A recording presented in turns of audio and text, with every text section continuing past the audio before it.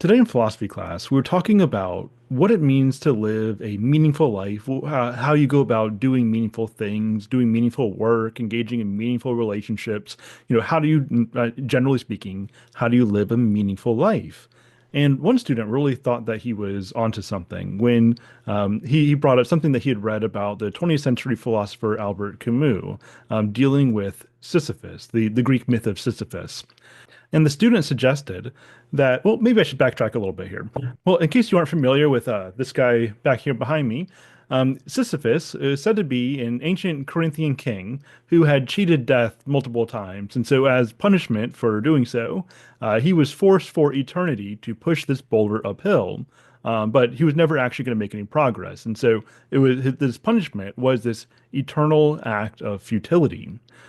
Well, according to Camus and according to the student, maybe we can rework the way that we view Sisyphus. Maybe it's not so much that he's living in a condemned existence of futility, but maybe he actually represents the highest that we can aspire to as humans, and that he had something to devote his attention to. He had some work that he could apply his strength to, apply his will to, and maybe that's all that we can actually hope for.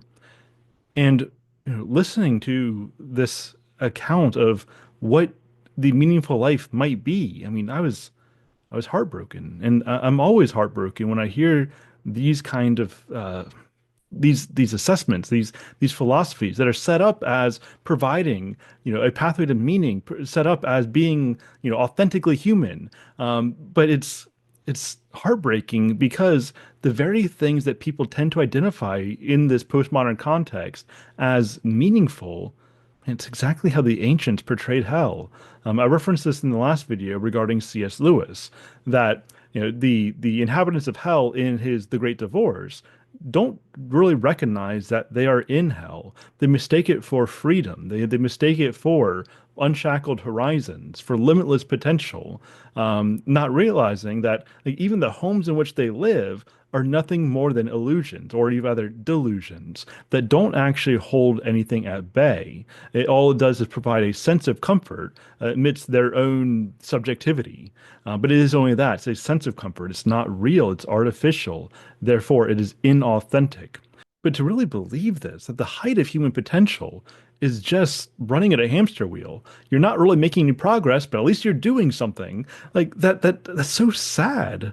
It's like all can hope for is just that you bide your time in your futile existence until you fall into a futile death. But in the end, it really means nothing. You can never make actual progress. And that is what makes this a Greek hell. Because, I mean, the Greeks, I mean, moving from strictly the mythology to the philosophy, not that that could be entirely disentangled, but there's this idea that, like, we can move toward what is real, we can move toward what is good, that there's a better way to live. And if we're honest with ourselves, no matter what ideology you claim to profess, like we all believe that. We all believe that some things are better than other things. Otherwise, you wouldn't be listening to this video right now because, well, what would matter about what I'm saying? Because what new information or what confirmation or even what can you disagree with? It's all meaningless. It's all futile unless we have something standard, some standard between us, something like the real against which you can weigh my thoughts, weigh my words. I'll ask my students, how many of you want to be better people? They'll all raise their hand, and then in the next breath tell me there's no such thing as better or worse. And that's because there's something so inauthentic about the abolition of the real. We all know some ways of life are better than others.